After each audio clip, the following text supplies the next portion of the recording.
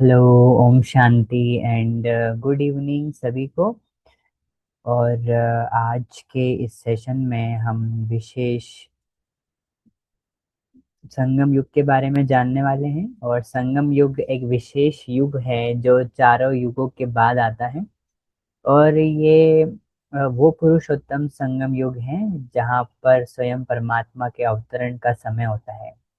लेकिन आगे के इस सेशन को हम गहराई से सुनेंगे, लेकिन कल का जो सेशन हमने सुना था उसको एक बार फिर से हम रिवाइज करेंगे। तो मैं आपके साथ एक स्क्रीन शेयर करता हूँ।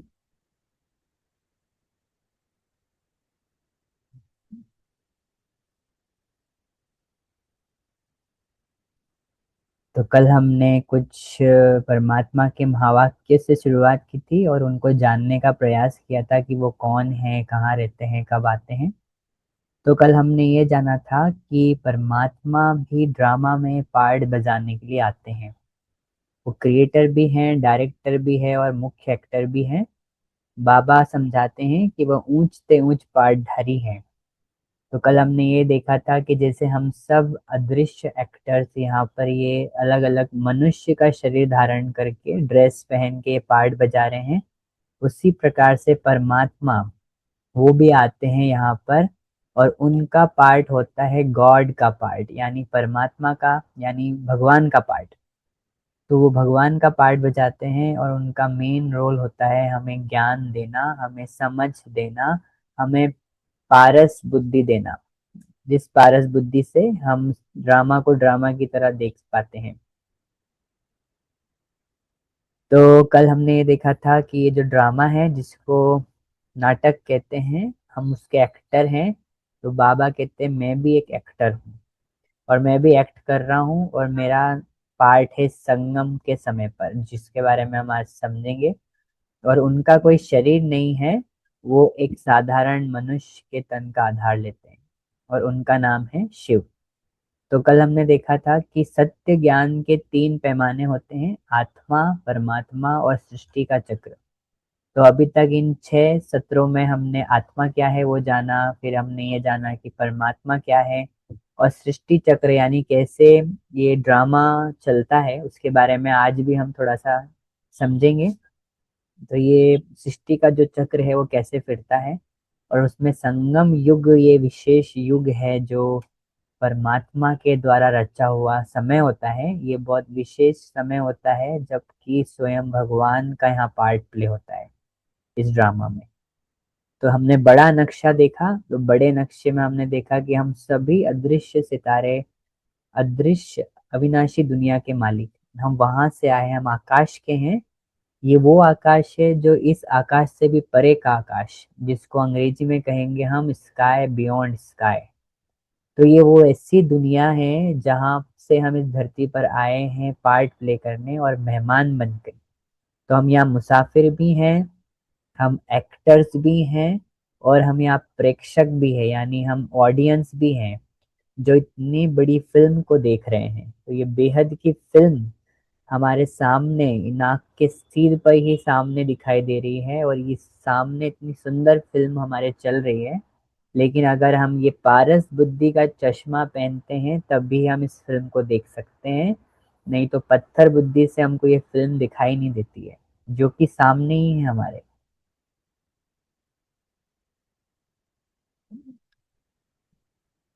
तो हमने कल देखा था कि परमात्मा को पारसनाथ भी कहते हैं क्योंकि वो हमेशा सत्य में रहते हैं और परम बुद्धिमान हैं, ज्ञान के सागर हैं, और अज्ञान के लाइन के सदा पीछे रहते हैं। परम पवित्र हैं, बंधन मुक्त हैं, संपूर्ण सुरक्षित और 100% निरहंकारी। अहंकार का अंश मात्र भी नहीं होता है उनके अंदर, और वो सर्व गुणों के सागर हैं। सदा संतुष्ट रहते हैं क्योंकि पता है उनको कि ये बेहद की फिल्म है। और परमात्मा का संग क्या है, एक संकल्प मात्र की दूरी पर है। परमात्मा हमसे केवल एक थॉट दूरी पर है, जैसे ही हम संकल्प करते हैं हम उनके पास होते हैं। तो परमात्मा को कौन पहचान सकता है, जो उसके समान बनता है। तो जो वो जानते हैं वो ही हमको जानना है, उनको जानने के लिए एंड देन वो जो देखते हैं वो हम देख सकें, वो जो सोचते हैं वो हम सोचें, और वो जो अनुभव करते हैं वो हम अनुभव करें। ये है परमात्मा को जानना। तो कल हमने देखा कि परमात्मा हमेशा जीरो स्टेज में रहते हैं। जीरो स्टेज में यानी कि वो कुछ भी हक नहीं जमाते, इस पराई दुनिया में हक नहीं जमाते, वो ऑन नहीं करते, कुछ भी क्लेम नहीं करते, और वो कुछ भी खोते नहीं है कभी, और कभी भी उनको कुछ भी नहीं चाहिए, और किसी भी चीज की कमी अनुभव नहीं होती उन्हें, और वो किसी भी चीज से अपनी झूठी पहचान नहीं बनाते हैं, और वो कुछ भी अपेक्षा नहीं रखते हैं किसी से भी, और ना उनको कभी किसी प्रकार का भय होता है, ना कोई इच्छाएं होती हैं, और ना कोई भोगनाएं होती हैं। अभोक्ता है वो, और सदा ही ड्रामा से मुक्त रहते हैं। ये जीरो होने की वजह से ही वो हीरो हैं, और वो बिंदु होने की वजह से ही सिंधु यानी सागर है। प्रेम के सागर, आनंद के सागर, शांति के सागर। और इस ड्रामा में उनका विशेष रोल है, इसलिए वो हीरो एक्टर कहलाते हैं। तो कल हमने कहानी भी सुनी थी एक डूबते हुए जहाज की, जिसमें दीदी ने बताया था कि कैसे हम सब अदृश्य आत्माएं इस दुनिया में, ये डूबती हुई जहाज में हम पैसेंजर्स हैं, और इस जहाज के कप्तान को मालूम पड़ता है कि ये डूबने वाली है, और अंदर पार्टी चालू है। कोई केक खिला रहा है, कोई पानी पूरी खिला रहा है, सब बिजी हैं पार्टी करने में, लेकिन वो सीरियस ही नहीं हो रहे हैं कि यहाँ पर अभी जहाज डूबने वाला है। लेकिन जब मालूम पड़ता है कि जहाज डूब रहा है, तो कोई भी अपने को रस्सी से नहीं बांधेगा उस जहाज में। तो यहाँ मेरा मेरा कहना या अंदर से यहाँ पर बंधन बनाना, ये जैसे जहाज से अपने को बांधना है। तो अगर हम ऐसे समय पर जहाज से अपने को बांधते हैं जब वो डूब रहा है, तो उसको जब हम छोड़ने का प्रयास करेंगे तो बहुत तकलीफ होगी। इसलिए हम पहले से ही अपने गठाने खोल के रखें अंदर से, बुद्धि से, तो हम दुखी नहीं होंगे। और अंदर से जब हम फ्री होंगे तो हम कभी भी इस जहाज से बाहर आ सकते हैं। तो दो शर्तें हैं। परमात्मा ने हमको इस जहाज से बाहर तो निकाल लिया, हमने ज्ञान समझा इतना, लेकिन दो सावधानियां भी साथ में देते हैं वो, कि हमेशा इमरजेंसी एग्जिट पे खड़े रहना, यानी दरवाजे पर, यानी कभी भी आपको बाहर निकलना पड़ सकता है। और दूसरा, पार्टी में शामिल नहीं होना। हम भी उन लोगों की तरह पार्टी में शामिल ना हो जाए, केक्स ना खिलाने में बिजी हो जाए, क्योंकि हमारा कर्तव्य है, हम छूटे हैं तो हमें अनेकों को छुड़ाना है। Okay, so thank you so much आज के इस रिकैप के लिए। एंड देन हम अभी किरण दीदी से अनुरोध करते हैं कि वो आज के सेशन को कंटिन्यू करें।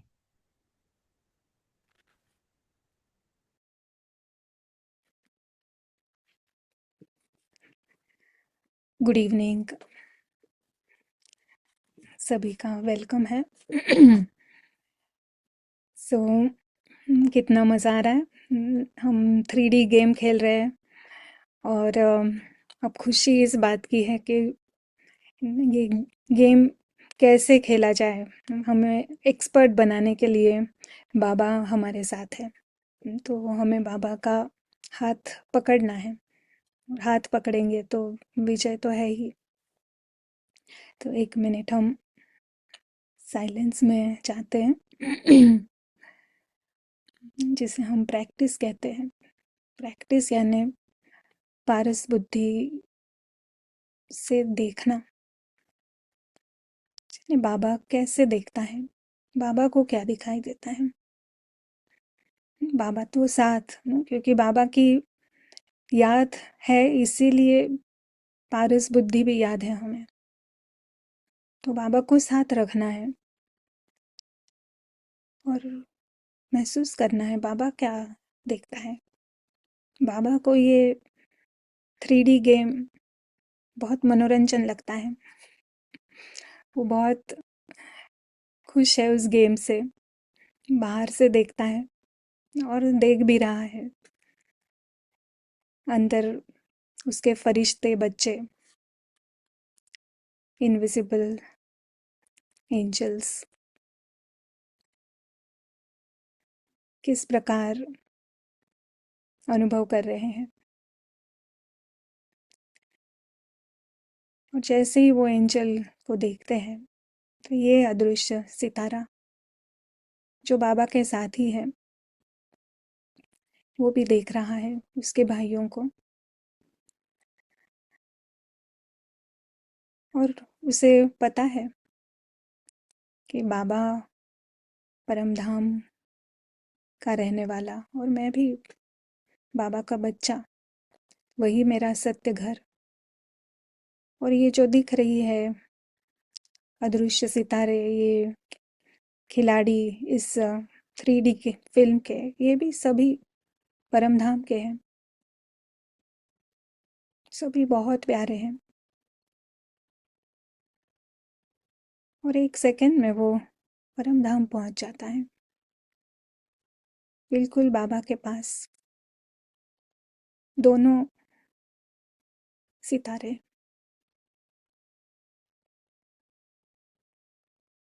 एक किंग ऑफ किंग और एक राजकुमार अदृश्य। केवल उन्हें महसूस करना है। एक अदृश्य उपस्थिति है,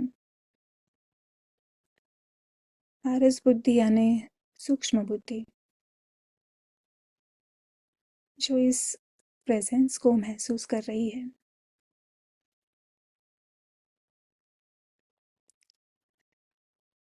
बाबा का एक्स्ट्रा ऑर्डिनरी रूप,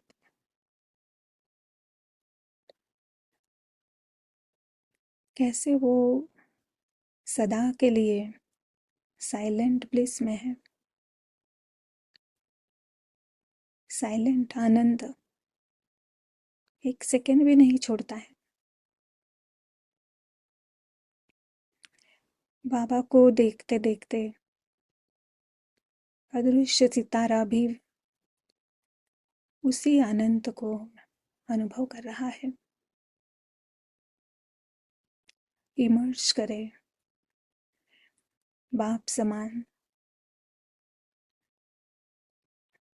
ब्लिस।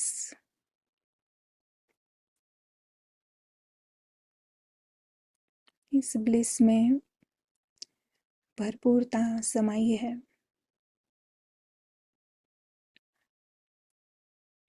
अदृश्य राजकुमार को किसी भी चीज की कमी नहीं है।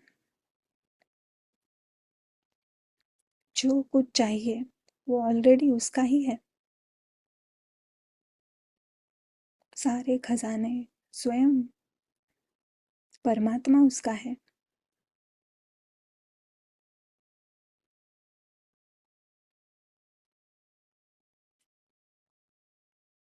वो असीम प्रेम का अनुभव कर रहा है। इट्स लाइक बाबा, बिल्कुल बाबा की तरह।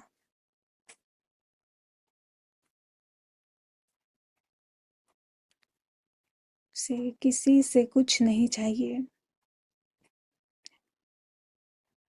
बिल्कुल सुरक्षित है,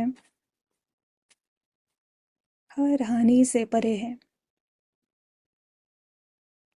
अस्तित्व ही अनादि है।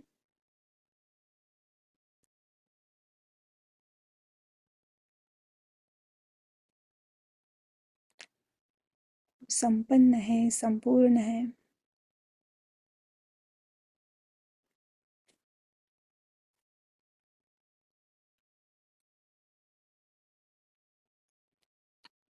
बाप समान,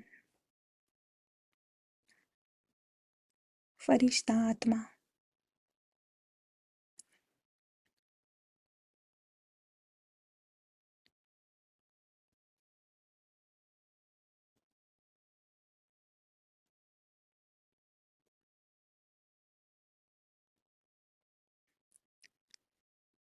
उसे पता है कि सभी आत्माएं, सभी उस, सब एक समान, इक्वल, सभी निर्दोष, सभी प्रेम के पात्र।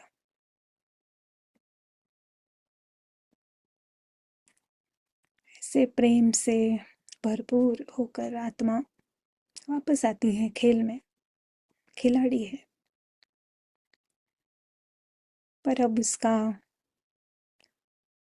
लक्ष्य है कि सभी भाइयों को, वो कितने लकी हैं, कितने भाग्यवान हैं ये बताना, उनकी पारस बुद्धि को खोलना, सत्य का प्रकाश उन्हें देना। ओम शांति। Thank you. सो आगे बढ़ाएंगे हम सेशन को। हम आशा करते हैं कि आपकी प्रैक्टिस अच्छी चल रही है, आपको समझ में आ रहा है क्या यहाँ पे बताया जा रहा है, जो ऑलरेडी बाबा ने ही हमें सुनाया है। और आज जो हम देखेंगे, मैं शेयर करती हूँ पावर पॉइंट।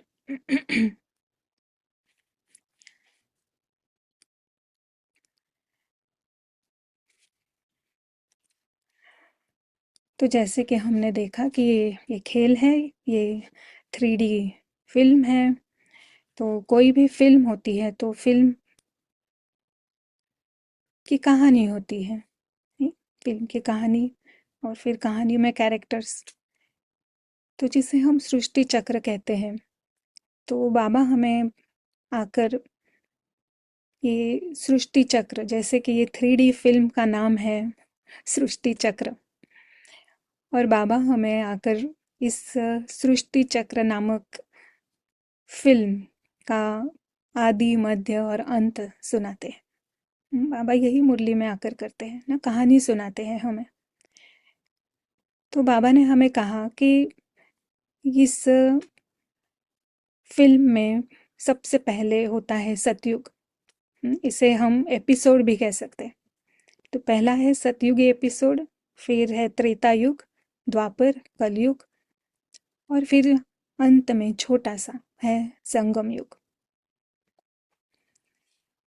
तो ये है हमारी ओवरऑल फिल्म की, फिल्म के प्लॉट्स कह सकते हैं। तो अब इसमें अब कैरेक्टर्स जो है वो कैसे आते हैं। तो ये परम धाम से आत्माएं अपने अपने पार्ट अनुसार ना, जैसे हमने देखा कि हर आत्मा के अंदर उसका पार्ट ऑलरेडी है, उसे पता है कि इस थिएटर में जाकर उसे कौन सा शरीर पहनना है, कौन सा 3D सेट वो पहनने वाला है। तो हर जैसे ही उस वो समय आ जाता है, ऊपर से आत्मा इस थिएटर में आती है, थिएटर में आती है, शरीर पहनती है और देखने लगती है नाटक एंड 3D फिल्म, गेम भी कह सकते हैं। ऐसे हर आत्मा, एक हर आत्मा का अपना अपना नंबर है।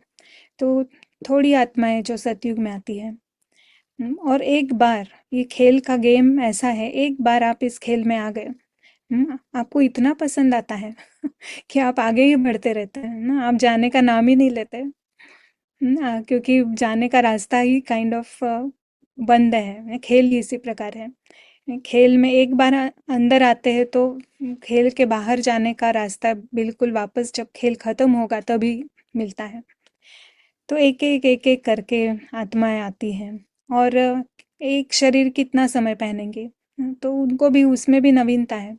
तो थोड़े समय के बाद उसे और एक नया शरीर मिलता है, और एक नया शरीर मिलता है। तो एक ही आत्मा अनेक शरीर लेकर ये खेल खेलती है। पर हर आत्मा का आने का समय अपना अपना है। तो यहाँ पे हम ये दिखाने की कोशिश कर रहे हैं कि सतयुग में थोड़ी सी आत्माएं आती है, फिर त्रेता में ज़्यादा आत्माएं आती है उससे, फिर द्वापर में और ज़्यादा आत्माएं आती है, और कलयुग में सभी जो भी बाकी आत्माएं हैं ना, सभी आत्माएं कलयुग में आती है। यहाँ पे मैं इतना दिखाया नहीं क्योंकि अदरवाइज तो पूरा ही ब्लैक कर देना पड़ेगा, बट आप समझ सकते हैं ना, अंत तक आत्माएं आती रहती है। यहाँ पे संगम की जगह पे दिखाया नहीं है, रह गया, बट आप समझिए कि बिल्कुल अंत तक भी आत्माएं अंदर आती रहती है इस खेल को खेलने के लिए। और फेयर है ना, ऐसे सभी आत्माओं को पार्ट तो मिलना चाहिए, नहीं थोड़ों को पार्ट मिला थोड़ों को नहीं, है ना, ऐसा नहीं है, सब सबके लिए यहाँ पे खेल है।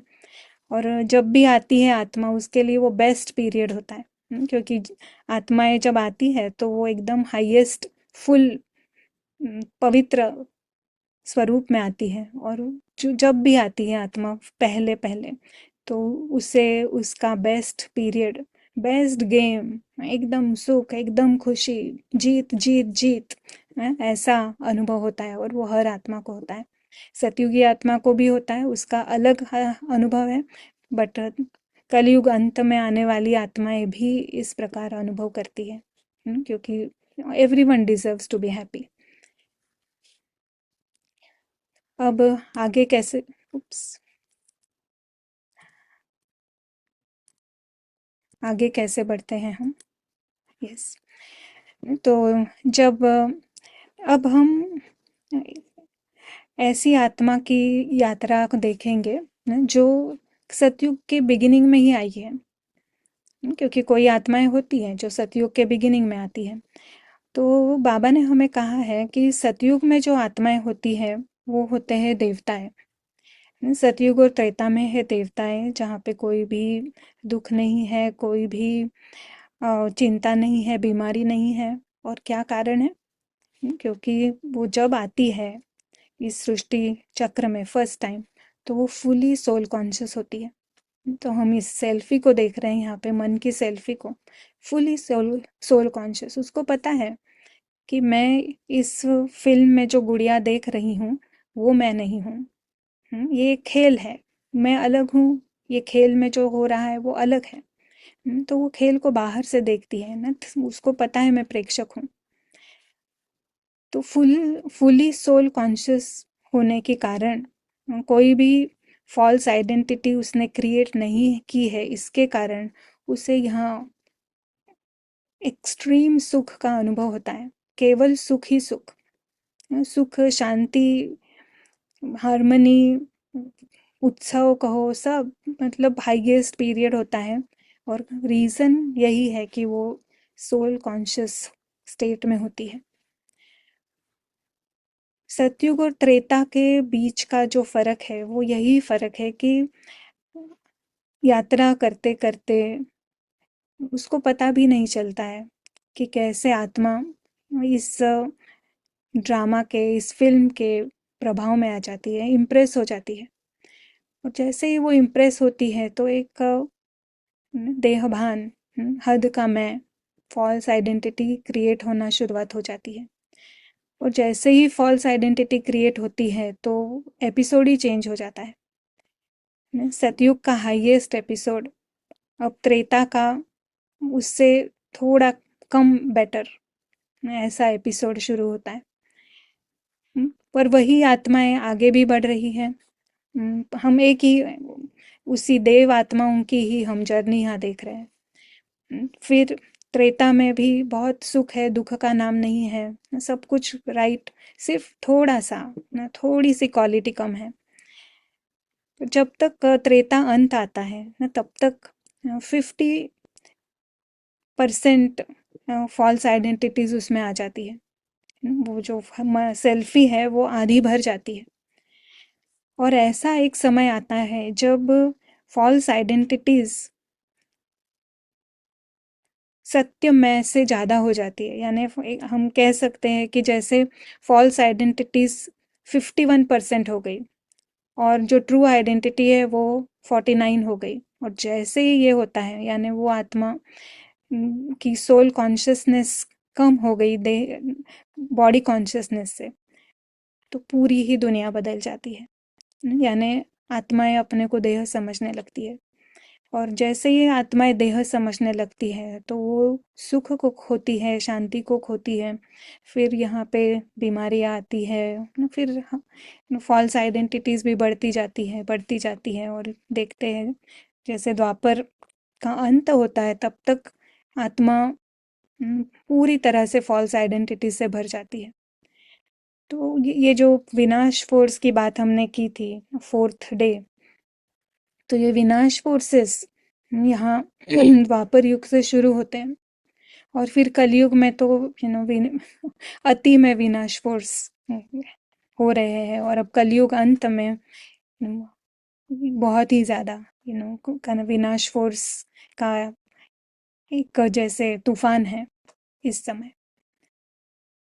और उसको भी हम कला के आधार पे भी हम इसको डिनोट कर सकते हैं कि फुल सोल कॉन्शियसनेस 100% यानी 16 कला। फिर त्रेता में हम 14 कला होते हैं। फिर द्वापर शुरू होता है तो 8 कला बचती है। और फिर बाबा ने कहा कि कलयुग तक तो आप ज़ीरो कला हो जाते हैं। तो अब हमें समझ में आता है कि क्यों ज़ीरो कला। आत्मा तो बिल्कुल बेहोश है, उसे पता ही नहीं है वो क्या कर रही है। ईगो बढ़ रहा है, अहंकार बढ़ रहा है, पर उसे खुद को मालूम नहीं है कि वो कौन है और ये यहाँ क्या चल रहा है। नहीं, ऐसा कंप्लीट कंफ्यूजन का समय है कलयुग। और फुल लाइट का समय है सतयुग ना। फिर वो लाइट कम कम कम होते होते ना एक बिल्कुल अंधेरे में अभी आत्माएं भटक रही है ना। फिर ऐसे समय क्या होगा। ऐसे समय परमात्मा का आना होता है। और परमात्मा का आना भी एक अलग प्रकार से होता है। बट उसके पहले हम ये भी देखेंगे कि कैसे द्वापर में न दुख की शुरुआत होती है तो न अनेक धर्मों की स्थापना होती है। धर्म स्थापन करने वाली जो आत्माएं हैं उनका एक बहुत स्पेशल रोल है इस सृष्टि चक्र में। वो रोल बड़ा इंटरेस्टिंग है। इतनी सारे धर्म है और उनका प्रभाव ये धर्म स्थापन द्वापर के शुरू होने के थोड़े टाइम बाद से शुरू हुए, पर अभी तक वो धर्म कंटिन्यू हो रहे हैं। इस्लाम धर्म, इस्लाम धर्म जो अब्राहम ने स्थापन किया, फिर उसके बाद आया क्रिश्चियन धर्म जो क्राइस्ट ने स्थापन किया, फिर बुद्धिज़्म बौद्ध ने स्थापन किया। और एक्चुअली आज गुड फ्राइडे है ना। गुड फ्राइडे एक बहुत बड़ा दिन माना जाता है क्रिश्चियन धर्म के लिए, जिस दिन क्राइस्ट को सूली पर चढ़ाया था। तो आज हम क्रिश्चियन धर्म के बारे में देखेंगे कि कैसे धर्म की स्थापना किस प्रकार हुई, और ये हमें बाबा ने बताया है। तो जनरल हमारा जन्म कैसे होता है। हम सभी जब माँ के गर्भ में होते हैं और वो गर्भ जब 3 से 5 महीने का जब तक होता है तो उसका साइज आई थिंक अबाउट 2 से 5 इंच इतना ही, बहुत छोटा सा होता है फीटस। और तब आत्मा उस गर्भ में प्रवेश करती है। हम्म, तो ये आत्मा छोटे से गर्भ में उसने प्रवेश किया। तो ये आत्मा परमधाम से भी आ सकती है ना, डायरेक्टली नई नई आत्मा, या तो फिर ये आत्मा जो ऑलरेडी इस यात्रा में है, जिसने शरीर छोड़ा और फिर नया शरीर मिल रहा है। तो दोनों पॉसिबिलिटीज हैं।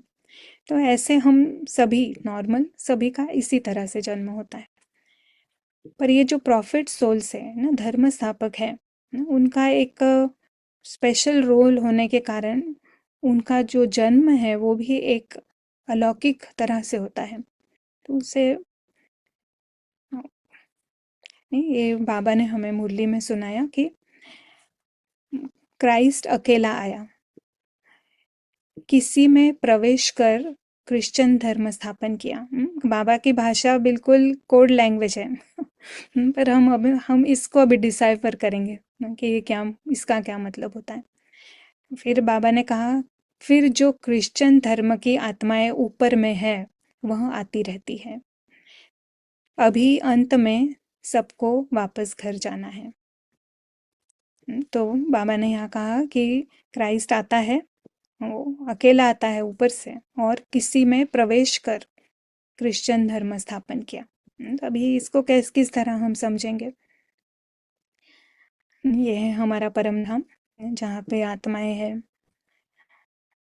तो आपको पता होगा ना कि क्राइस्ट का पहला जो नाम, ओरिजिनल नाम था जीसस। तो ये है जीसस का शरीर। तो जीसस का शरीर, उसकी जीसस की आत्मा। और जीसस जब बॉर्न हुआ तो प्रोफेट नहीं था। तो सभी को पता है ना। फिर वो किसी खोज में वो गया बाहर कि क्या है सत्य, या जो भी उसकी खोज रही होगी, तो उसके लिए वो बाहर गया। और फिर अचानक जब वो 30 साल का था, तो उसे एकदम ज्ञान आ गया और उसने धर्म की स्थापना की। बट यहाँ पे क्या होता है, शरीर है जीसस का, पर जब 30 साल का है तब एक नई आत्मा उसी शरीर में प्रवेश करती है जो सीधी परमधाम से आई है। हम्म, क्योंकि उसका नाम फिर क्राइस्ट पड़ा। पर क्यों नई आत्मा को ऊपर से आना जरूरी है?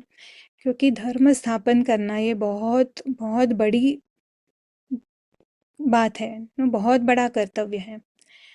और धर्म स्थापन करने के लिए पवित्र आत्मा चाहिए। जो आत्मा अ, छोटे गर्भ में अगर प्रवेश करती है तो शरीर के साथ साथ बढ़ते बढ़ते उसमें इम्प्योरिटीज आ जाती है। क्योंकि छोटा बच्चा तो धर्म स्थापन नहीं कर सकता है। धर्म स्थापन करने के लिए एक बड़ा शरीर चाहिए। तो 30 years is a right age, क्योंकि तब तक वो सब हार्मोनल इम्बैलेंसेस भी थोड़े सेटल हो जाते हैं। तो बड़ा शरीर चाहिए विच इज़ केपेबल, कि जो धर्म स्थापन कर सके। पर आत्मा भी चाहिए पवित्र। तो इस कॉम्बिनेशन को अचीव करने के लिए एक ऑलरेडी जो शरीर है, इसमें हम देखते हैं कि जीसस का शरीर ऑलरेडी है और एक नई आत्मा उस शरीर में प्रवेश करती है और फिर उसका नाम क्राइस्ट हो जाता है। तो हम कहेंगे कि क्राइस्ट की आत्मा ने प्रवेश किया। तो जब धर्म स्थापन होता है इसके बाद, तो उस शरीर में दो आत्माएं हैं, एक जीसस की आत्मा भी है और क्राइस्ट की आत्मा भी है। और जीसस की आत्मा को बहुत अच्छा फीलिंग है, क्योंकि एकदम पवित्र आत्मा ने शरीर में उसके शरीर में आई है। तो उसकी जो सुख शांति प्रेम की जो अनुभूति है वो जीसस भी करता है। नहीं है, उदाहरण के लिए हम ले सकते हैं कि जब माँ जब प्रेग्नेंट होती है तो वो अचानक उसको कुछ खाने की इच्छा होती है, कि खट्टा खाए या ऐसा कुछ। तो वो नई जब आत्मा बच्चे की आत्मा जब आती है अंदर ना, तो उसका प्रभाव ना माँ के ऊपर भी पड़ता है ना, उस शरीर के ऊपर भी पड़ता है। तो यहाँ पर भी उसी इन द सिमिलर लाइंस नई आत्मा जो आती है, तो जो इस उदाहरण में जीसस की आत्मा को वो सुख अनुभव होता है। और हम कैसे कह सकते हैं कि दो आत्माएं थी? ये जो लास्ट में जब जीसस को या क्राइस्ट को क्रॉस पर चढ़ाया गया, तो उसके 7 लाइंस बहुत पॉपुलर हैं। तो पहला जो था उसमें कहा गया कि father forgive them for they know not what they do. यानी गॉड, उन्हें आप माफ कर देना क्योंकि उन्हें पता नहीं है कि वो क्या कर रहे हैं। तो ये किसने कहा होगा? नहीं, ये था क्राइस्ट ने कहा। ये पहला सबसे पहली जो बात निकली उसके मुंह से वो यही थी। तो क्राइस्ट तो पवित्र आत्मा उसने आकर धर्म की स्थापना की, पर उसने कोई भी आइडेंटिफिकेशन नहीं किया था या कोई भी उसने सजा उसे मिले ऐसा कोई काम उस आत्मा से नहीं हुआ था। तो जैसे ही उसको क्रॉस पे चढ़ाया उसने ये कहा और वो आत्मा निकल गई। क्योंकि अगर आपकी कोई भी बॉन्डेजेस नहीं है, फॉल्स आइडेंटिफिकेशन नहीं है, अगर आपने कोई भी विनाश फोर्स करने के जैसा क्रिएट नहीं किया है, कोई भी विनाश फोर्स, तो आपको दुख नहीं हो सकता है। तो वो आत्मा चली गई। और फिर बाद में ये भी लाइन कही गई है कि oh my God why have you forsaken me. तो ये किसने कहा होगा? ये जीसस के आत्मा ने कहा। क्योंकि क्र- क्राइस्ट की आत्मा चली गई, और वो जीसस के लिए Christ is almost like God, क्योंकि उसका सुख, उसके संग का सुख जीसस ने अनुभव किया। तो वो कह रहा है कि क्राइस्ट की आत्मा चली गई, तो उसको कह रहा है कि मुझे क्यों छोड़ के चले गए। तो ये बताता है कि ये दोनों सेंटेंसेस कंप्लीटली अपोजिट है। एक एक आत्मा ये दोनों नहीं बोल सकता है ना। पहली वाली जो लाइन है वो बहुत हायर लेवल की लाइन है, और नीचे वाली दूसरी जो लाइन है यहाँ देख रहे हैं, वो बहुत ऑर्डिनरी लाइन है। तो यानी यहाँ उसमें दो आत्माएं थी। और उसके बाद जी क्राइस्ट की आत्मा शरीर छोड़ के गई, पर वो वापस परम धाम नहीं जा सकती। उसकी जर्नी कंटिन्यू रहती है, और उस जर्नी में फिर उसका अगला जो उसको जन्म मिलता है, तो उसमें में भी वही है जो बाइबल जिसने लिखा। क्योंकि जब क्राइस्ट था तब बाइबल की रचना नहीं हुई थी। कोई भी धर्म स्थापक जाने के बाद ही धर्मशास्त्र की रचना होती है।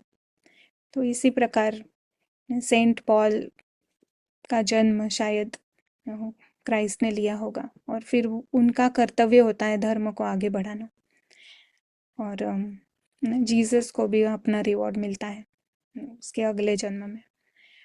पर एक बार अंदर आ गई न, भले ही वो धर्म स्थापक की आत्मा हो, एक बार इस खेल में आए तो वो फिर वो खेल छोड़ के जा नहीं सकते। उनको इसी खेल में आगे बढ़ना है। अलग अलग फिर कॉस्ट्यूम्स पहनते हैं वो। या सो ये बहुत बड़ा इंटरेस्टिंग है ना। एक जैसे हमने क्राइस्ट का देखा, तो उसी प्रकार जो बुद्ध की आत्मा थी, तो वो उसने भी 30 साल का जब सिद्धार्थ हुआ, तब उसने उसके अंदर प्रवेश किया, और वो उसको कहते हैं कि क्या केवल ज्ञान हो गया, या एनलाइटनमेंट हो गई ना, ऐसे शब्द यूज करते हैं। तो देखने वाले को लगता है कि एक ही शरीर है तो उसी को एनलाइटनमेंट हो गया। पर ये चक्र ही ऐसा है कि एक बार आप इस चक्र में आते हैं तो आपको नीचे ही उतरना पड़ता है। आप आपकी कला नीचे ही गिरती है ना, आप ऊपर नहीं जा सकते। तो नई प्योर आत्मा आती है, और उसके हाथ से ऐसे बड़े काम होते हैं। तो हम विवेकानंद का भी उदाहरण ले सकते हैं। उसी प्रमाण जब नरेंद्र 30 साल का हुआ, तब विवेकानंद की आत्मा ने उसमें प्रवेश किया ना। वो कहानी भी हमको पता है कि रामचंद्र परमहंस जब उन्होंने शरीर छोड़ा, तो अ, नरेंद्र को लगा कि उनकी आत्मा ने उसके अंदर प्रवेश किया है। बट बाबा ने जिस प्रकार हमें सुनाया है ना, कोई नई आत्मा आती है, और फिर एकदम ट्रांसफॉर्मेशन हो गया नरेंद्र का, विवेकानंद बन गया, और कितना सारा बड़ा बहुत बहुत बड़े बड़े बुक्स लिखे, इतनी इतना प्रचार किया, इतनों को उन्होंने। अभी तक भी उनका जो संदेश है, अभी तक people are taking a lot of benefit. तो ऐसे बड़े काम करने के लिए ये विशेष गेम का एक लॉ है यहाँ पे, तो वो हमको बाबा सुनाता है। तो और देख सकते हैं ना, जो भी अभी भी ये तो बड़े बड़े हैं, बट छोटे छोटे भी जो अ, अभी हम देखते हैं मठ पंथ, तो उनकी भी ऐसी ही कहानी हो सकती है ना, जो बहुत बड़े रूप से प्रसिद्ध हो जाते हैं। तो कोई नई आत्मा आती है, and they do that task. तो अब हम देखेंगे ना, उसी प्रकार ना बाबा का भी जो अवतरण है, परमात्मा का अवतरण भी उसी प्रकार होता है ना। परमात्मा का अवतरण यानी संगम युग की शुरुआत। तो यहाँ हम देख रहे हैं बाबा आता है ना, जैसे अभी हमने कहा कि पूरा अंधियारा हो गया है इस सृष्टि चक्र में सभी आत्माएं भटक रही हैं, फॉल्स आइडेंटिटी में ऐसी ऐसी फंस गई है कि उनको मालूम नहीं है वो कौन है, कहाँ की है, और यहाँ क्या चल रहा है, और अति दुख में है, अति चिंता में है और अति अ, हर तरह का संकट है उनके ऊपर, या वो समझती है कि हमारे ऊपर हर तरह का संकट है। तो परमात्मा आता है, और परमात्मा का आने का मेन उद्देश्य है ज्ञान देना। तो ज्ञान कोई कैसे दे सकता है? परमात्मा को भी कोई शरीर चाहिए ना, उसका खुद का शरीर नहीं है, तो परमात्मा को भी कोई शरीर चाहिए। तो उसी प्रकार जैसे दूसरे धर्म स्थापकों की कहानी हमने सुनी, उसी प्रकार परमात्मा भी दादा लेखराज नाम के व्यक्ति थे, जो अम, सिंध, अभी जो पाकिस्तान में जो पार्ट चला गया है, वहाँ के रहने वाले। और वो जब 60 साल के थे ना, ये फर्क है, बाकी के 30 साल में होता है, बट परमात्मा आते हैं 60 साल के बूढ़े शरीर में। और फिर बाबा ने आकर, परमात्मा ने आकर दादा लेखराज का नाम ब्रह्मा रखा, क्योंकि परमात्मा को भी आकर यहाँ पे ज्ञान सुनाना ज़रूरी है। ये ज्ञान कोई प्रेरणा से नहीं मिल सकता है। ये जो मुरलियाँ हम सुन रहे हैं, देख रहे हैं, ये सभी परमात्मा के महावाक्य है, जो उन्होंने ब्रह्मा मुख द्वारा हमें सुनाए। यानी ब्रह्मा के शरीर को यूज करके ये महावाक्य हमारे तक आए हैं। और ब्रह्मा स्वयं भी एक स्टूडेंट रहे ना। पर बाबा कहता है कि मैं पढ़ाने आता हूँ, तो मैं एक टीचर हूँ, और आप सभी मेरे बच्चे तो है ही, बट आप सभी स्टूडेंट हैं। इस गॉडली नॉलेज के हम सभी स्टूडेंट हैं। ब्रह्मा स्वयं गॉडली नॉलेज के स्टूडेंट रहे, नंबर 1 स्टूडेंट रहे। तो इसकी वीडियो है, वो हम अंत में देखेंगे ना, इसके बाद कैसे परमात्मा का कार्य कैसे आगे बढ़ा और अब तक भी किस तरह चल रहा है, इसके बारे में हम देखेंगे। पर हम ये देख कह सकते हैं कि जो बाबा खुद कहता है कि मेरा आना इस सृष्टि चक्र में, यानी संगम युग की शुरुआत। और संगम युग की स्पेशलिटी है कि ज्ञान और दर्द, एक तरफ से ज्ञान भी है ना, सत्य ज्ञान अब खिलाड़ियों को मिल रहा है, आत्माओं को मिल रहा है, और एट द सेम टाइम ना दर्द की मशीनरी भी बहुत ज़बरदस्त बढ़ रही है। तो दर्द से भी कई है जो ज्ञान लेने आएंगे, ज्ञान लेंगे, नहीं उनको वैराग्य आ जाएगा, ये खेल से अभी वो थक गए हैं। तो ऐसा बहुत ही इंटरेस्टिंग पार्ट है परमात्मा का इस सृष्टि चक्र में आने का।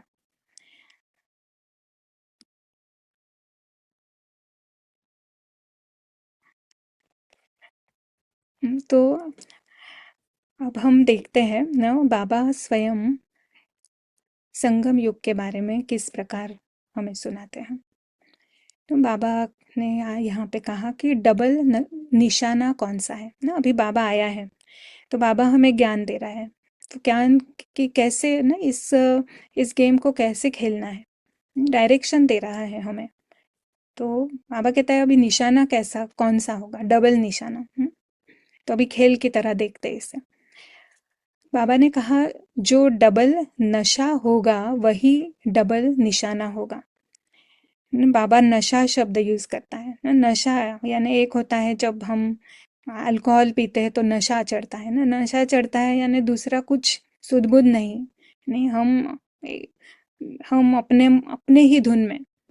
तो ऐसा ही जब परमात्मा आता है, ये ज्ञान मिलता है, और जिस आत्मा को ये समझ में आ जाता है, तो वो अपने नशे में रहती है। आसपास क्या हो रहा है वो उसका नशा उतर जाता है, और उसका अपना ही नशा कि मैं कितनी भाग्यवान, क्या क्या मुझे मिला है ना, जैसे लॉटरी मिल गई है। तो बाबा कह रहा है कि जिसको नशा होगा ये कि क्या, कौन मेरे साथ है, और मैं कौन हूँ, इस जिसको ये समझ में आ गया है, बाबा कहता है उसे डबल नशा होगा। कौन सा डबल नशा, जिसको डबल नशा होगा उसे वही डबल निशाना होगा। तो अभी डबल निशाना कौन सा है? बाबा ने कहा एक है निराकारी निशाना, बाबा की अलंकारी भाषा है अव्यक्त मूल्यों में। तो निराकारी निशाना, सदैव अपने को निराकारी देश के निवासी समझना। निराकारी देश जहाँ आत्माएं रहती हैं निराकार स्वरूप में, जिनको जहाँ शरीर नहीं है परम धाम में। तो एक एक निशाना, बाबा ने कहा सदैव अपने को निराकारी देश के निवासी समझना और निराकारी स्थिति में स्थित रहना। साकार में रहते हुए अपने को निराकारी समझकर चलना। साकार यानी इस गेम में, इस 3D फिल्म में पार्ट प्ले करते हुए अपने को निराकारी समझ कर चलना। अब अभी क्या हो गया है, हम खुद को शरीर समझते हैं ना, जैसे मैं खुद को किरण समझती हूँ। तो बाबा कहता है कि वो किरण का पार्ट प्ले करते हुए अपने को अदृश्य राजकुमार समझ कर चलना। एक सोल कॉन्शियस व आत्म अभिमानी बनने का निशाना, और दूसरा निर्विकारी स्टेज, जिसमें मनसा की भी निर्विकारीपन की स्टेज बनानी पड़ती है।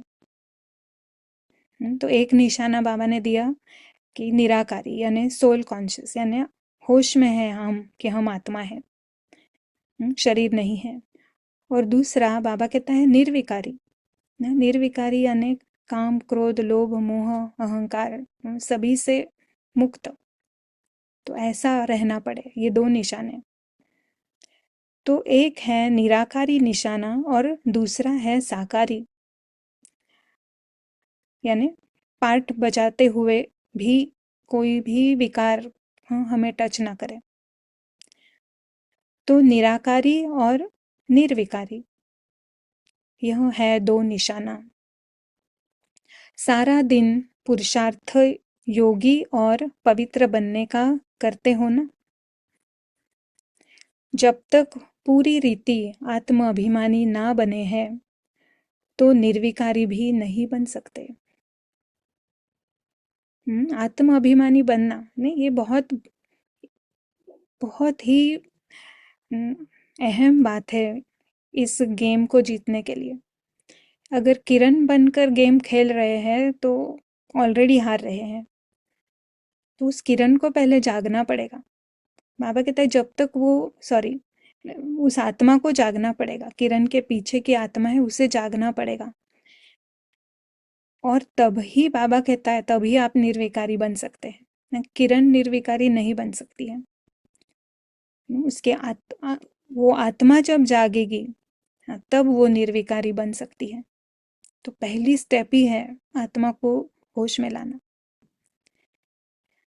तो निर्विकारीपन का निशाना और निराकारीपन का निशाना, जिसको फरिश्ता कहो कर्मातीत स्टेज कहो, लेकिन फरिश्ता भी तब बनेंगे जब कोई भी इम्प्योरिटी अर्थात 5 तत्वों की आकर्षित नहीं करेगी। यानी ये 3D फिल्म हमें अंश मात्र भी आकर्षित नहीं करेगी। अब कितना आसान है ना ये, पारस बुद्धि को समझ में आ गया है ये 3D फिल्म है। फिल्म की तरफ कौन आकर्षित होता है? बड़े जो मैच्योर होते हैं वाइज होते हैं वो नहीं होते, केवल बच्चे ही ना समझी में अज्ञान में आकर्षण होता है। एक बार हमें पता चल गया तो आकर्षित हम नहीं हो सकते हैं। पर जब बेहोश हो जाते हैं तो आकर्षित हो जाते हैं ना। ऐसा नहीं कि एक बार समझ में आ गया तो अभी आकर्षण खत्म हो जाएगा। अगर हम होश में हैं तो आकर्षण नहीं होगा। जैसे ही बेहोश हो जाते हैं या फिर बेहोश होने का कारण ही है दोनों आई थिंक एक साथ साथ ही हो जाता है। आकर्षण में आते हैं और बेहोश हो जाते हैं, या बेहोश होते हैं और आकर्षण में आ जाते हैं, वॉट एवर इट इज।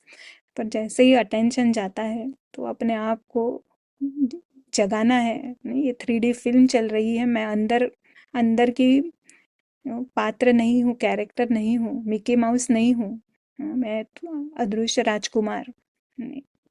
एक सेकंड में जाग जाना है और देखना है कि मेरे पास क्या है ऑलरेडी, कितना भाग्य ऑलरेडी मेरे पास है। तो ये 3D फिल्म में कहाँ मैं फंस रही हूँ। तो बाबा इसको कहता है, जरा भी मनसा संकल्प भी इम्प्योर अर्थात अपवित्रता का ना हो, तब फरिश्तेपन की निशानी में टिक सकेंगे। तो यानी फरिश्ता यानी ही इस फिल्म का प्रेक्षक। तो यह डबल निशाना भी सदैव स्मृति में रखना। और डबल प्राप्ति कौन सी है? अतीन्द्रिय सुख की प्राप्ति। उसमें शांति और सुख, सॉरी, शांति और खुशी समाई हुई है।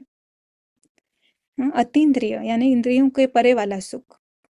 एक होता है ये ड्रामा के अंदर जो सुख ले रहे हैं, दूसरा उसका उसके कंप्लीटली डिफरेंट सुख, वो है निराकारी आत्मा को अपने सत्य स्वरूप में जो सुख अनुभव हो रहा है। तो बाबा कहता है उसमें शांति और खुशी समाई हुई है। यह हुआ संगम युग का वर्षा। तो सतयुग में जाएंगे तब तो है ही, देवता बनेंगे, सब सारे सुख का अनुभव होगा। बट बाबा कहता है अभी संगम युग का भी ये वर्षा है। अभी जो प्राप्त है वह फिर कभी भी प्राप्त नहीं हो सकता। तो डबल प्राप्ति है बाप और वर्षा। परमात्मा का अवतरण ही अभी होता है ना, परमात्मा इस गेम में अभी आता है। तो जिसने उसे पहचाना, तो और जिसने उसके संग का अनुभव किया, जिसने उसे अपना साथी बनाया, तो वो कह सकता है कि मुझे प्राप्ति मिली है ना, परमात्मा स्वयं मैंने प्राप्त किया। तो बाप की प्राप्ति भी सारे कल्प में नहीं कर सकते। और बाप द्वारा अभी जो वर्षा मिलता है ना, वर्षा है ना इनहेरिटेंस, वर्षा मिलता है वह भी सारे कल्प के अंदर अभी ही मिलता है, फिर कभी भी नहीं मिलेगा। इस समय की प्राप्ति अतीन्द्रिय सुख और फुल नॉलेज फिर कभी भी नहीं मिल सकती। जैसे देवताएं भी, उनको केवल याद है कि वो आत्माएं हैं, बट वो बाकी सब भूल जाती है। वो सब मर्ज हो जाता है ज्ञान। तो अभी ही टाइम है जब हम फुल नॉलेज की प्राप्ति अभी होती है। तो दो शब्दों में डबल प्राप्ति, बाप और वर्षा। इसमें नॉलेज भी आ जाती है, तो अतीन्द्रिय सुख भी आ जाता और रूहानी खुशी भी आ जाती, रूहानी शक्ति भी आ जाती है ना। रूहानी यानी आत्मा की, आत्मा, सारा ये आत्मा का अनुभव है ना, आत्मा की शक्ति है। तो यह है डबल प्राप्ति। समझा? तो बाबा कहता है कि ये है संगम युग, और संगम युग की जो प्राप्ति है वो है डायमंड, डायमंड लेवल की प्राप्ति।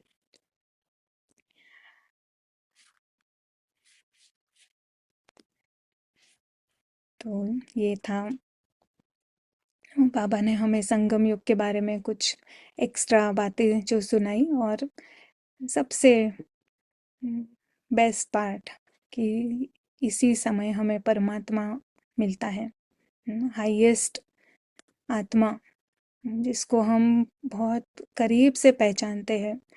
और बाबा कहता है कि यही समय है जब आप स्वयं परमात्मा के समान अनुभव करते हैं। हर हर रीति से हम पिता के समान होने का अनुभव करते हैं। और एक और चीज़ मुझे शेयर करनी थी आपसे। आपको अगर कुछ पूछना है तो पूछ सकते हैं। ये एक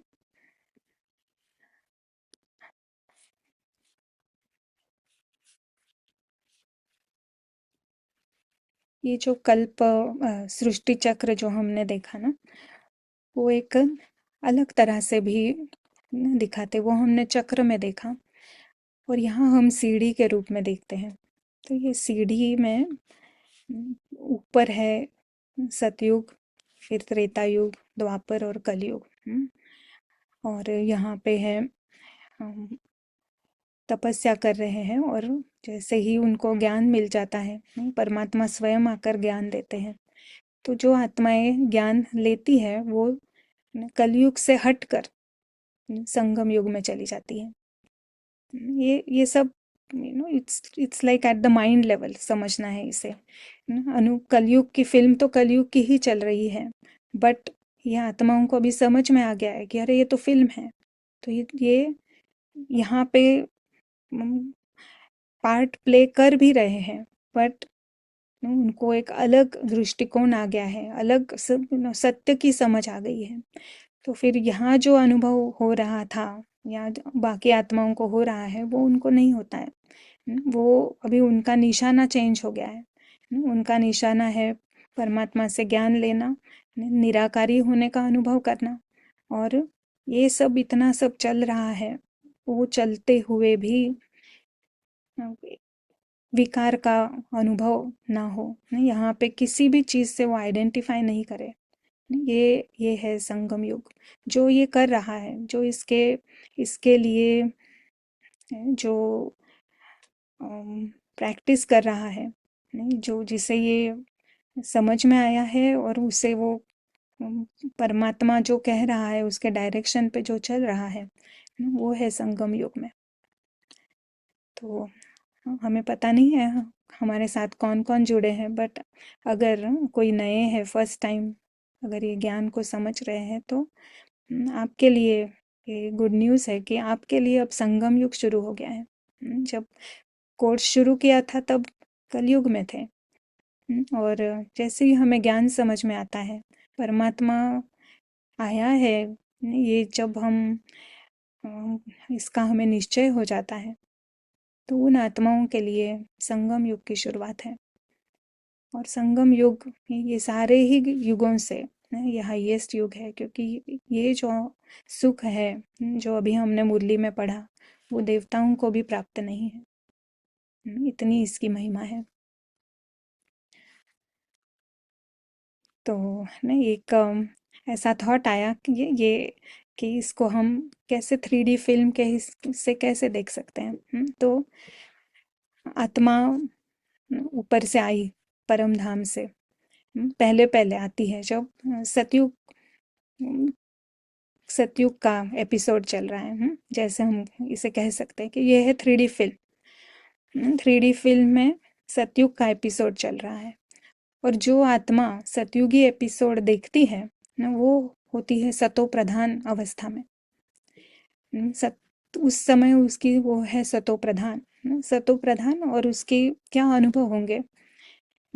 वो समझती है कि मैं संपूर्ण न्यारा होने की स्मृति, यानी वो जो आत्मा है वो संपूर्ण न्यारी है। श्रेष्ठ आंतरिक सुख, हल्कापन, प्रसन्नता, प्रेम, संतुष्टता, सब अच्छा है, धन्यवाद, सम्मान, आनंद, संपूर्ण सुरक्षा का भाव। इसे हम कहते हैं देवताई जीवन। तो देवता है इस प्रकार अनुभव करते हैं, खुद को मेहमान समझते हैं, उनको पता है वो मुसाफिर है, उनको मालूम है वो अमर है। उनको शरीर छोड़ते हुए ऐसा नहीं लगता कि हम मर रहे हैं, क्योंकि मृत्यु का वहाँ पे ये शब्द ही नहीं है। उन्हें पता है आत्मा तो अमर है, एक शरीर छोड़कर दूसरा शरीर लेती है। तो जब आत्मा ये एपिसोड देख रही है, सतयुग का एपिसोड, तो उसे ये अनुभव होते हैं, देवताई अनुभव। फिर वही आत्मा आगे बढ़ती है ना। ये फिल्म तो फिल्म का रील आगे बढ़ता रहता है। फिर वही आत्मा जब धीरे धीरे आगे देखती है, तो फिर नया एपिसोड आता है, और इस एपिसोड का नाम है त्रेता युग एपिसोड। और मुझे पूछना है, समझ में आ रहा है ये क्या क्या दिखाया जा रहा है यहाँ पे?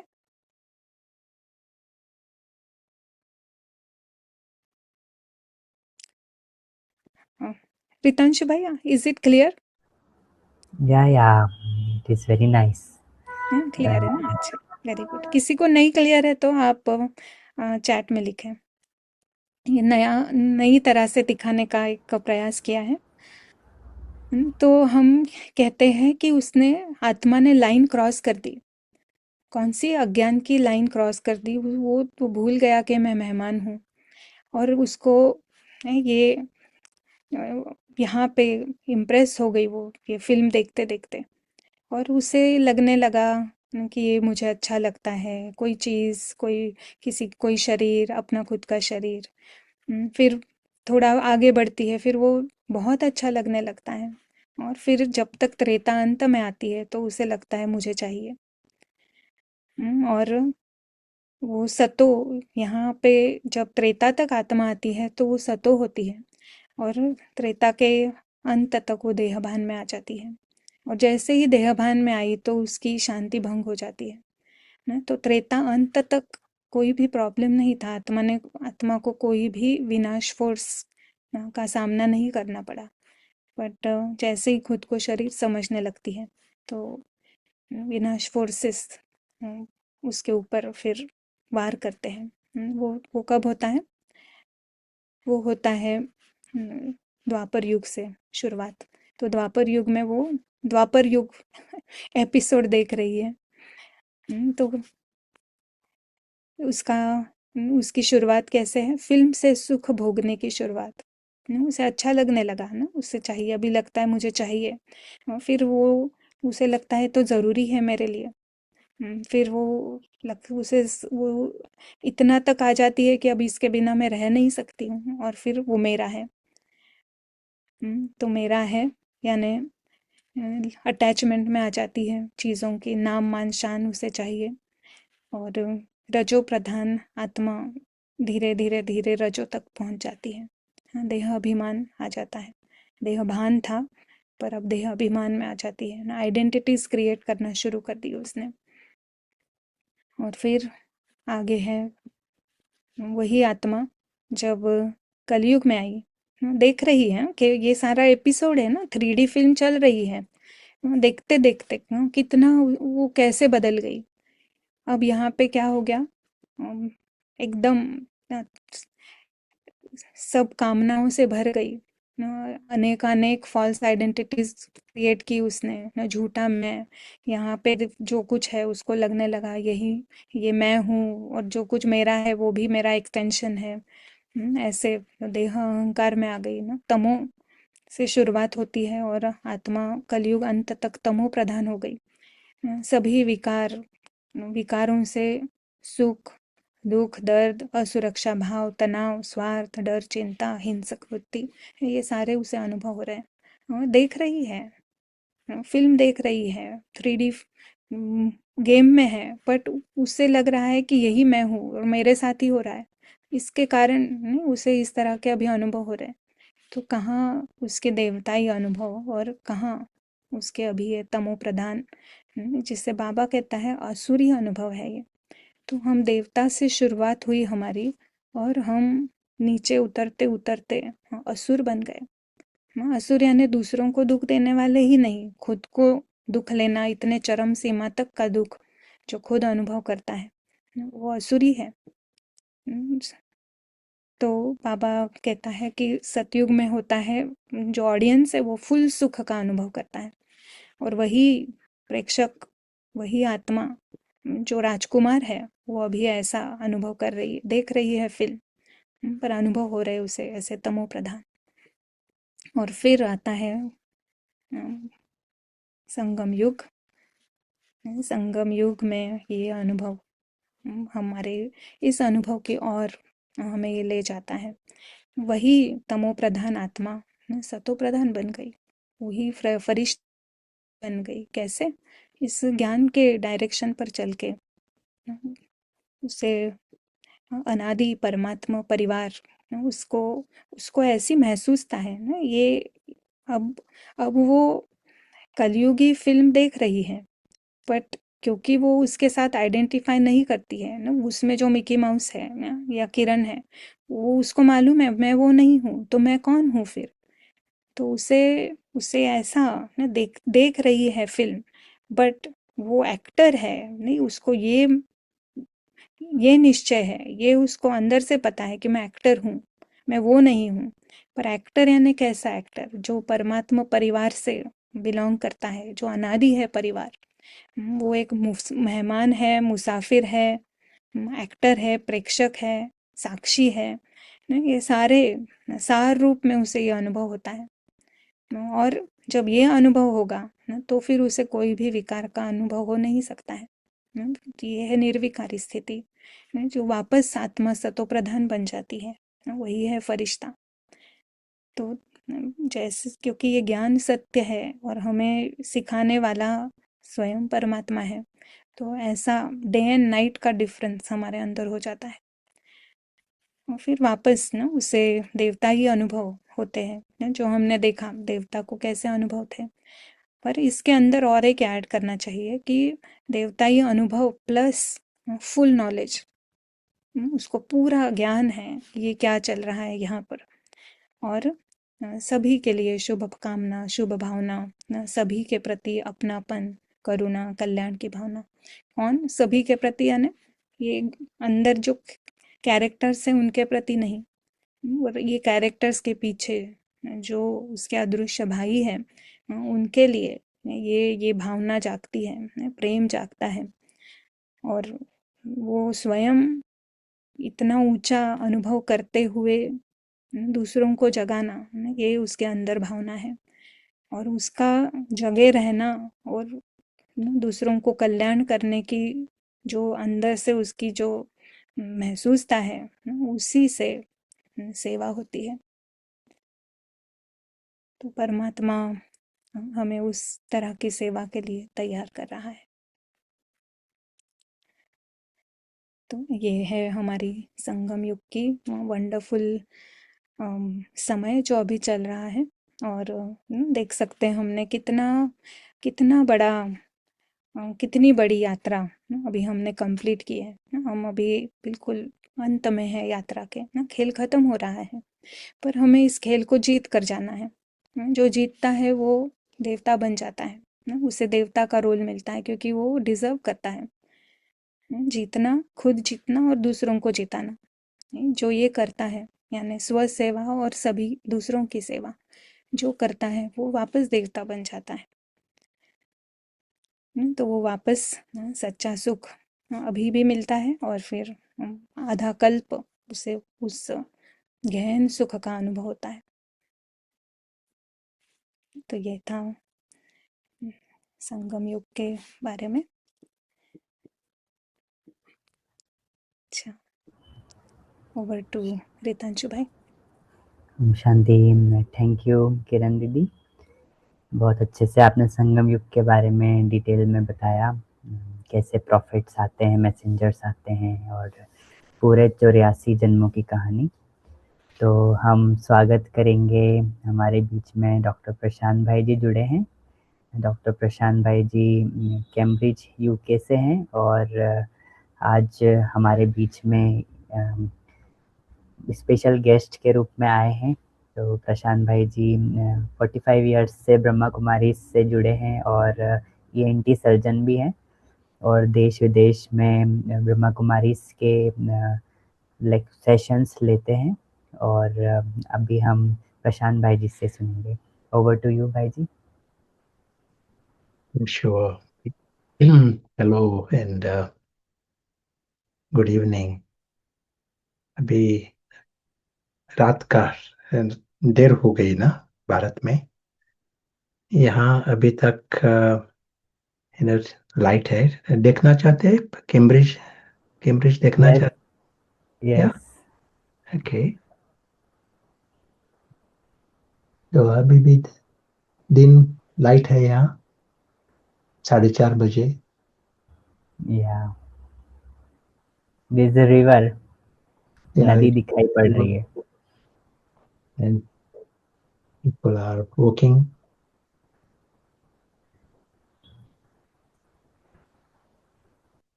So you get a view of Cambridge.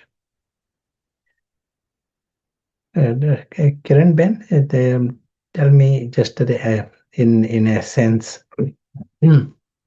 when सभी ने कोर्स किया है या पूरा किया अभी, लेकिन कभी नए है, कभी some are senior.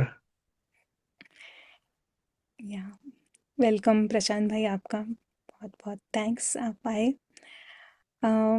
एक्चुअली हमको भी पता नहीं है कि नए कोई है क्या क्योंकि हमने ये पूछा नहीं है अभी तक। हम पूछने वाले हैं बट अभी पूछा नहीं है। बट डेफिनेटली जिन्होंने ज्ञान ऑलरेडी लिया है वैसे बहुत हैं। हम्म। और हमने आज हमारा कोर्स ख़त्म किया। हाँ, नाइस। हम्म।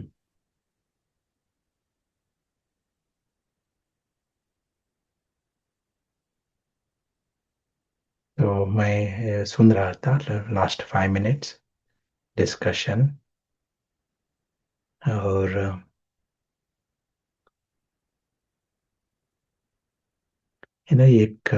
यार, एक रेफरेंस था पीछे, 2 दिन पहले मुरली में मुरली में यही कहा था कि here you are getting the stock, new stock, you know, the happiness, peace, it is like a one shop. एक दुकान है, सुपरमार्केट, अलग अलग अलग अलग goods, but most refined goods. आनंद भी, प्यार भी, शांति, immortality, and Paramatma Sang, the big treasures, ये सभी मिल रहा है। और बाकी दुकान में क्या होता है? कलेक्ट एंड पे, और क्लिक एंड कलेक्ट। यहाँ सिर्फ कलेक्ट, सिर्फ लेकर जाना है, नो पे, मुफ्त है सब कुछ। तो इस दुकान में सभी झुंड झुंड झुंड क्यों नहीं है? Why there is no crowd in this दुकान? Maybe Neha can tell. In this dukan, why there is not a huge crowd going? It is such a refined treasures, and it is free. If it is a little bargain, many people go. If it is a little cheaper, here it is free.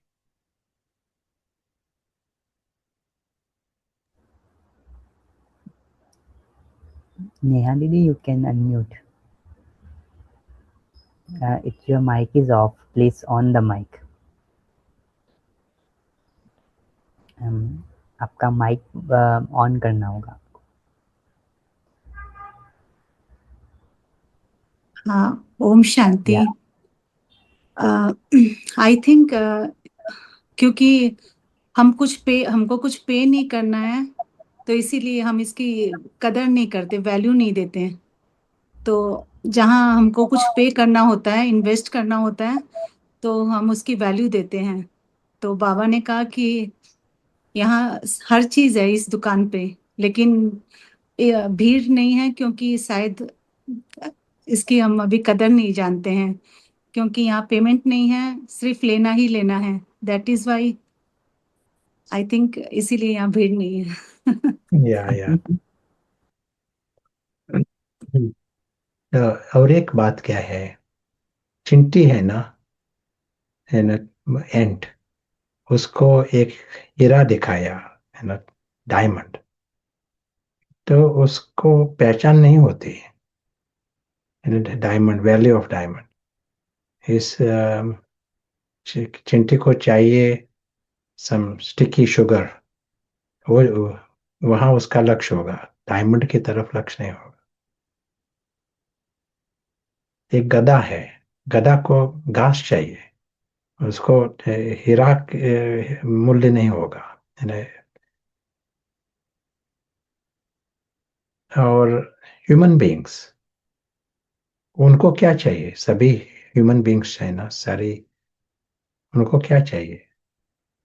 All human beings, this consciousness, ये जो चेतना जो है ना, जैसे कीड़े की चेतना एक एक लेवल पर होती है, और गधे की चेतना और एक लेवल पर consciousness.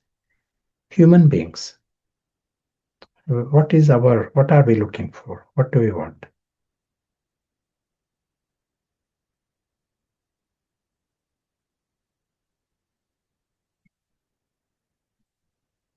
Answers are coming more and happiness,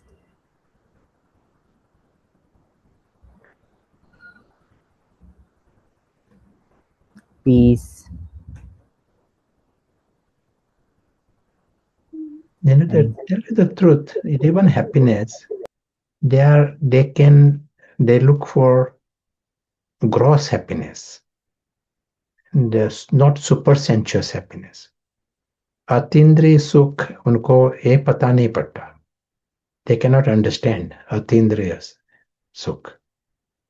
इंद्रिय का सुख है ना, ये स्थूल नाटक है ना, अल्पकाल का नाटक, वो उनको मालूम पड़ता है. उनका अटेंशन वहां है. सभी को और चाहिए और चाहिए नाटक के लेवल पर. सो वही है ना रावण की स्थिति. Ravan means that Ravan is caught in this story. और ये स्टोरी जो है ये है ही पराई दुनिया, हमारी है ही नहीं. इसलिए हमारा प्रस्थान है यहाँ हम कितना देर रहेंगे ये भी पता नहीं. यह है पराई दुनिया, यह है नाटक की दुनिया, यह है अल्पकाल की दुनिया. लेकिन ये जो रावण का जो चेतना जो है, यहाँ लगाव है उनका, रावण का. उसका हैप्पीनेस भी जो है ना, जो सुख, उनका डेफिनेशन सुख उस आधार पर, उसके इसी कारण दुख भी आता है ना. दुख जास्ती होता है एक्चुअली. थोड़ा सा भी अटैचमेंट किया, लगाव हुआ तो चिंता शुरुआत होती है. तो यहाँ ये दुकान जो स्टॉक या इस दुकान में ये सभी स्टॉक है अलौकिक, अल्पकाल के नहीं. ये इटर्नल स्टॉक है, अलौकिक और अतीन्द्रिय. लेकिन वो पहचानने के लिए हमें इस ह्यूमन बीइंग जो है ना, ये लेवल, वहां से एंजल बीइंग, अव्यक्त चेतना, उस लेवल पर जाना पड़ेगा. ह्यूमन लेवल हम पहचानेंगे नहीं.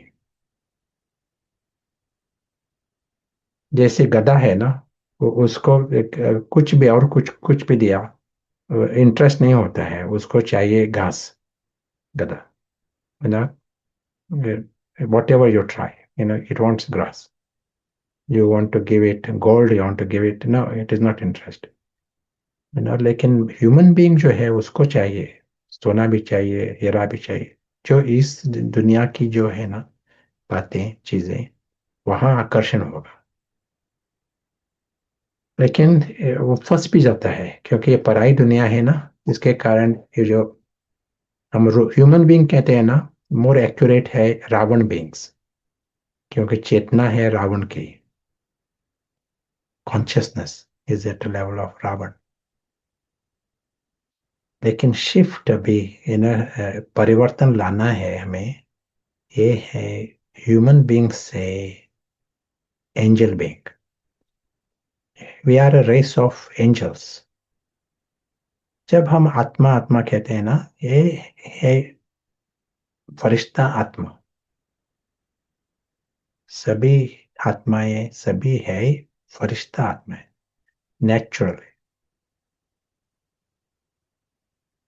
और इसीलिए ये मैंने जो सुना डिस्कशन में, मिकी माउस ऐसा एग्जाम्पल, ये ह्यूमन बीइंग जो है ना, रावण बीइंग, वो चेतना, वो कमती करना, उसके लिए ये जरूरी है. ये हमें लगता है ये नॉर्मल है. इस नाटक में रहकर मैं इस नाटक के आधार पर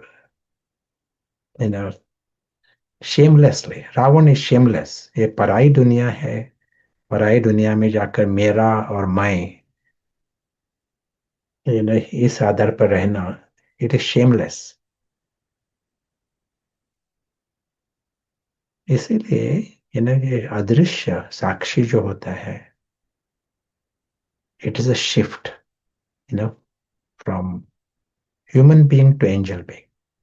ये बिल्कुल न्यारा रहता है। वही होता है अदृश्य एक्टर। एक्टर अलग होता है ना, पार्ट अलग होता है। एक्टर पार्टधारी होता है, वो नाटक का पार्ट नहीं होता। वो अलग रहता है नाटक से, साक्षी रहता है।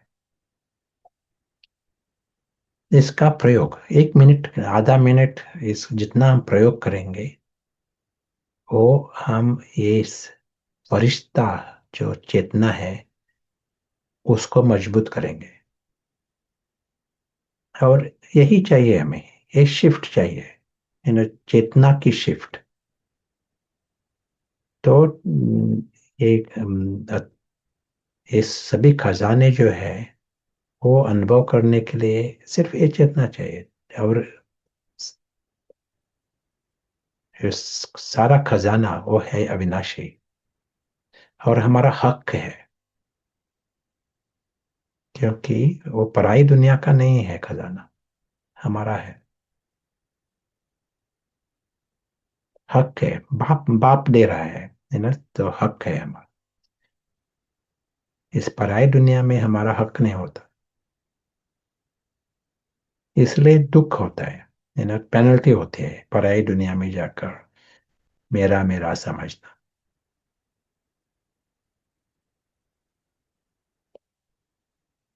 सो ये स्टॉक में क्या है, जैसे कहा था, आनंद भी है, शांति भी है, परमात्म प्यार। यहाँ इस स्टॉक में दिव्यता भी है, अलौकिकता भी है, अमर अमर भाव,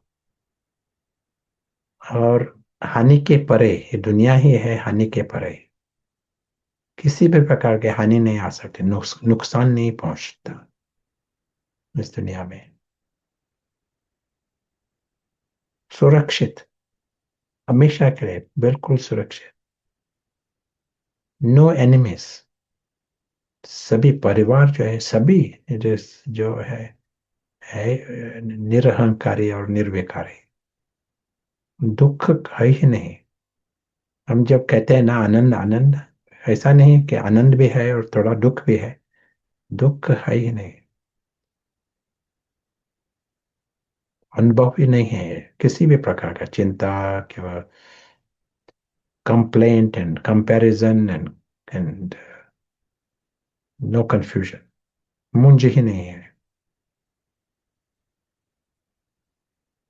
और सभी परमात्म प्यार के पात्र,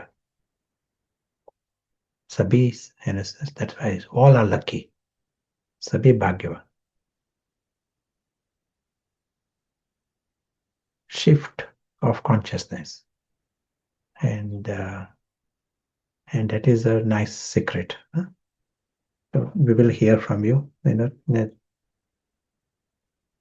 yeah, Kiran Ben, maybe they can share some thoughts.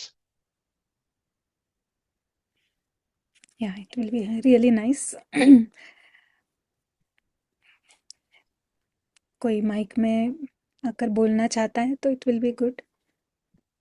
हम अनम्यूट ऑप्शन दे सकते हैं।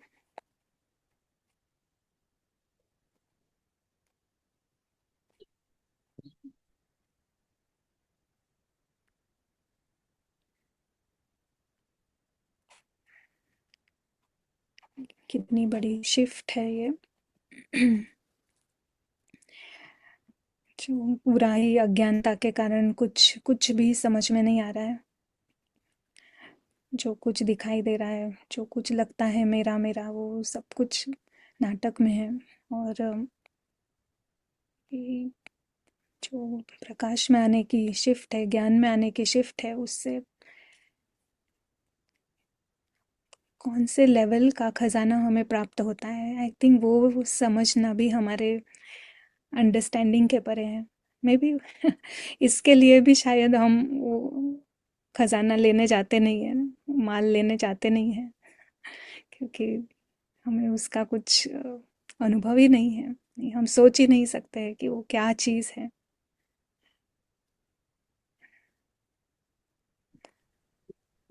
दीदी मैं कुछ बोलूं? Please, yes. हाँ, जो बाबा हमेशा कहते रहते थे ना, ड्रामा है, और अभी तक हम लोग ने जितना भी ज्ञान सुना, अब ये बहुत ही डिफरेंट कॉन्सेप्ट हम लोग को मिला कि मतलब बाबा कह भी रहे हैं, लेकिन हम उसको, जो बाबा हमेशा कहते यथार्थ स्थिति तो मुझे जानते नहीं हो, तो ये मीनिंग मुझे अब समझ में आया आपका कोर्स करके, कि जो बाबा कहना चाह रहे हैं वो हम एक्चुअली में उस ज्ञान को अभी तक समझे नहीं थे। अभी आपका ये जो कोर्स कर रहे हैं उससे बहुत डिफरेंट कॉन्सेप्ट समझ में आ रहा है, और ये समझ में आ रहा है कि पराई दुनिया तो पराई चीज से क्या लेना। ने अभी तक तो उसको अपना अपना समझ रहे थे, इसीलिए दुख हो रहा था।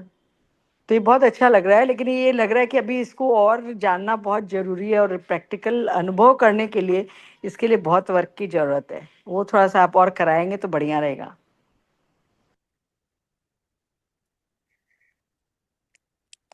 यस, आपकी सभी विशेष बाबा पूरी करेगा। Thank you. और कोई शेयर करना चाहेगा?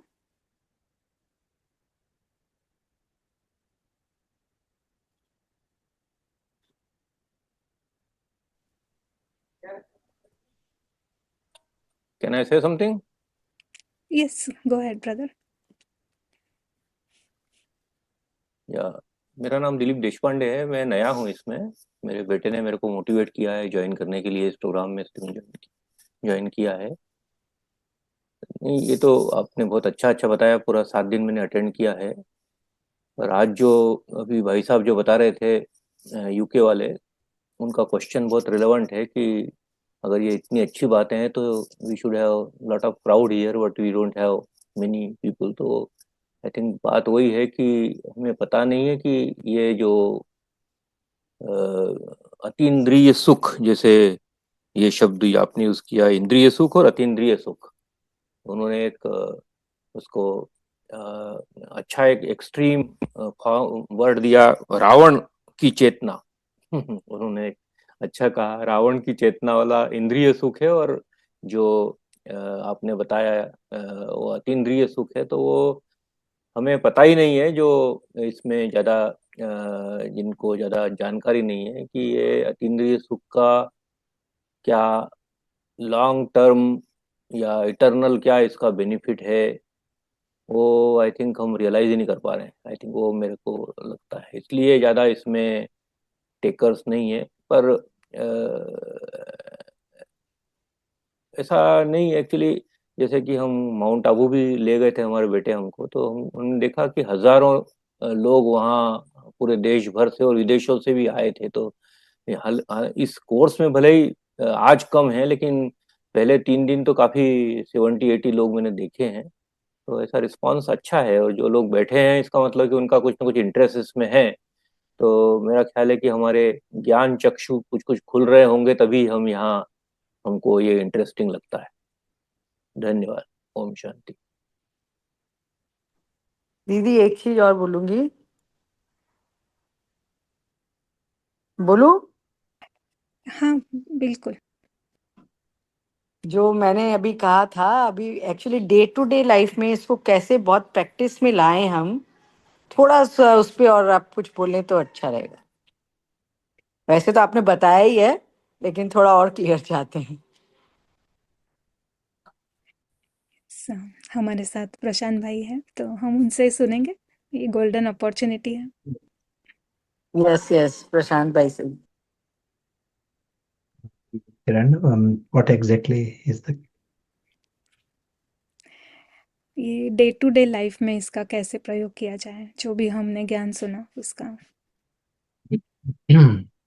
yeah जस्ट uh, प्रशांत भाई, एक उनको ये फिल्म के भी बारे में बताया है, और आई थिंक उनको सभी को समझ में आया है मोस्ट प्रोबेबली। तो आप yeah उसके आधार पर भी सुना सकते हैं। yeah you know, सबसे पहले हमें 1 मिनट, यू नो, बीच बीच में 1 मिनट निकाल कर उस मिनट में क्वालिटी लानी है, सिर्फ 1 मिनट के लिए। लेकिन जितना हम क्लियर, स्पष्ट रीति से देख सकते हैं, ये क्या है, जैसे अभी कहा ना, ये फिल्म है तो फिल्म की रीति से देखो ये। और कौन देख रहा है? अदृश्य, अदृश्य साक्षी देख रहा है। वो फिल्म का पार्ट नहीं है। अदृश्य साक्षी कंसंट्रेशन से, एकाग्रता से, अटेंशन से, और अदृश्य साक्षी वो है ही अविनाशी। वो उसकी दुनिया ही अलग है, अविनाशी है, सुरक्षित है, मनोरंजन है इसके, उसके लिए। अलग अलग बात जो जो सुनी है ना, अलग अलग सब्जेक्ट्स में, उसका अनुभव एकाग्रता का सहारा लेकर 1 मिनट। तो क्या होगा यदि ये प्रैक्टिस है, तो उसका असर रेस्ट ऑफ द टाइम है ना, बाकी जो लाइफ है ना, तो उसका असर नेचुरली आपको अनुभव होगा। अटेंशन दिया तो बहुत अच्छा हुआ, लेकिन बीच बीच में अटेंशन देकर क्वालिटी पर क्वालिटी लानी। 100% try to get it just for 1 minute, but get it 100% right. Kiran may like to add something? ये बिल्कुल क्लियर है। उषा मैम, प्रशांत आप has to go now. Satisfied? अच्छा अच्छा, ठीक हाँ है। जी, हाँ जी, मैं यस कर भी रही हूँ। ये 1 मिनट का आपने होमवर्क भी दिया था, तो और या प्रैक्टिस से परफेक्ट होगा। यस यस, या वी आर ट्रेनी एंजल्स ना, ये बहुत अच्छा थैंक यू। टर्म है, यस, हमारा टाइटल है। Thank you. आई थिंक प्रशांत भाई, बहुत बहुत थैंक्स आपका। बहुत 15 मिनट ही आपने सुनाया, बट बहुत एक we are seeing this whole thing in a different way. Thank you. अच्छा, तो रितांशु भाई, ओवर टू यू। ओम शांति। Thank you so much Prashant भाई जी का भी, एंड ऑल्सो किरण दीदी का। इतने अच्छे से हम सब उनको ये सीखने को मिला।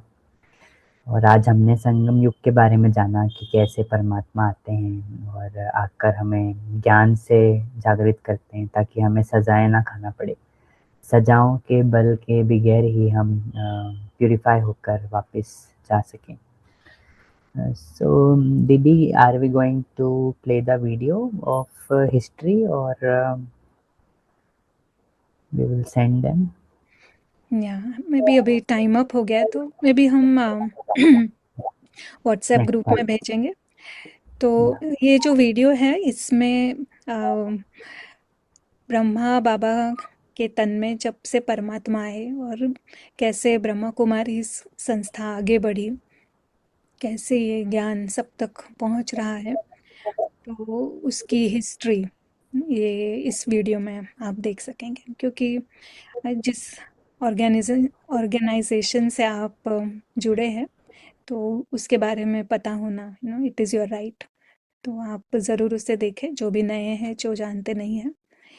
और it is very inspiring story. या, और रितांशु भाई। Yeah, thank you. So, कुछ अनाउंसमेंट्स हैं, क्योंकि आज कोर्स हमारा पूरा हो गया है।